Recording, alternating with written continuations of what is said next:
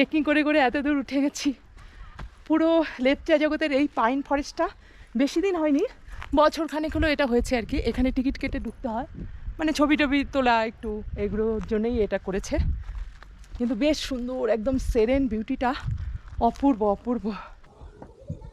বাবা এত খারাপ, নামতে পারবো তো? উঠে তো যাচ্ছি, এবার নামার সময় মনে হচ্ছে আরো ডিফিকাল্ট হবে।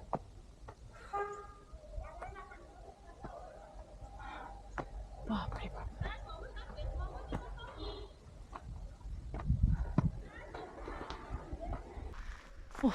ফাঁকতে ফাঁকতে একটু সূর্যের আলো ঢুকছে।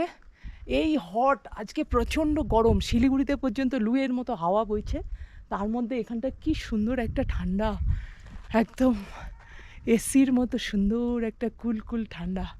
অসাধারণ লাগছে জায়গাটা, দারুণ দারুণ।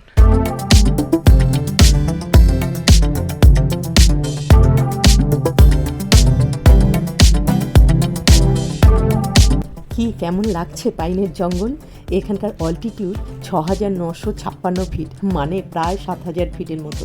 যারা দার্জিলিং আসার প্ল্যান করছেন, আপনাদের ট্যুরিস্ট অ্যাট্রাকশনের তালিকায় এই লেপচা জগতের নামটি ঢোকাতে ভুলবেন না।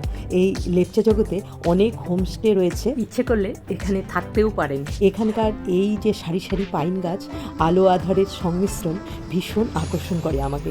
আজকে আমরা এখানে থাকতে আসিনি, শিলিগুড়ি থেকে জাস্ট ডে ট্যুরে এসেছি।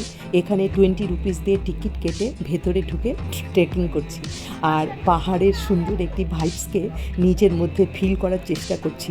এত ভালো লাগছে যে কি বলবো। আপনারা ইচ্ছে করলে দার্জিলিং থেকে ফেরার পথে লেপচা জগৎ, সীমানা ভিউ পয়েন্ট, পশুপতি মার্কেট এগুলো দেখে শিলিগুড়ি ফিরতে পারেন।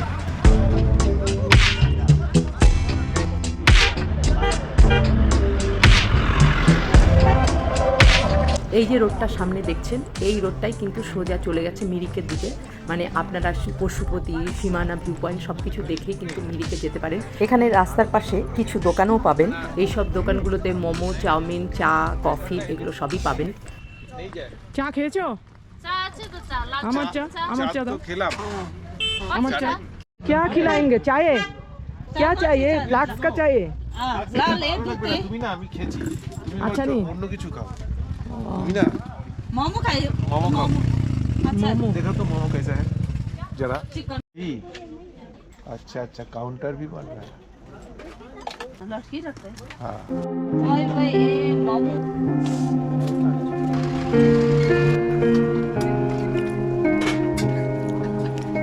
चटनी।